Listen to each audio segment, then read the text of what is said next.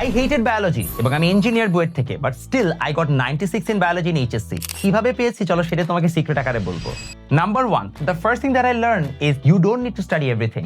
বায়োলজিতে যেহেতু আমি নটরডেমে ছিলাম, আমার টিচার অনেক ভালো ছিল এবং তাদের নোটস অসাধারণ ছিল। The first thing I understood is Gazi Ajmal sir এবং আবুল হাসান স্যারের দুইটা বই কোনোভাবে ঠাড়া মুখস্থ করা সম্ভব না। আমাকে সব পড়তে হবে না, আমার টিচার যা বলবে, যতটুকু বলবে, যে কন্টেন্টটুকু বলবে ওটা আমাকে পড়তে হবে। এই ফার্স্ট ভ্যালিডেশনটা খুবই ইম্পর্টেন্ট, যে সব পড়তে হয় না। বাট দেন এগেন, তাহলে অবজেক্টিভে কিভাবে ভালো করবো? Here comes the second thing. অবজেক্টিভে জেনারেলি বায়োলজিতে আসলে বোর্ড কোশ্চেনে রিপিট হয়।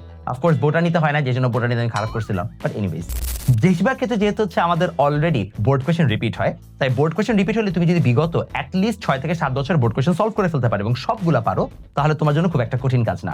দেন comes number 3, and that is understand, do not memorize.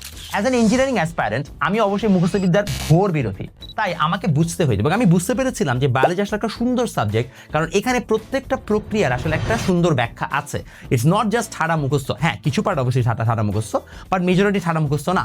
তুমি যদি রাইট টিচার পাও, তাহলে তুমি আসলে সুন্দর মতো বুঝতে পারো। যেমন আমার এখনো মনে আছে, আমার রক্তের ক্লাসটা নিয়েছিলেন আহসান হাবিব স্যার, এবং আমি জাস্ট ওনার নোটস পড়েছি, আমি লিটারেলি বই ধরেও দেখি নাই, কারণ এটা এত সুন্দর করে গুছানো ছিল।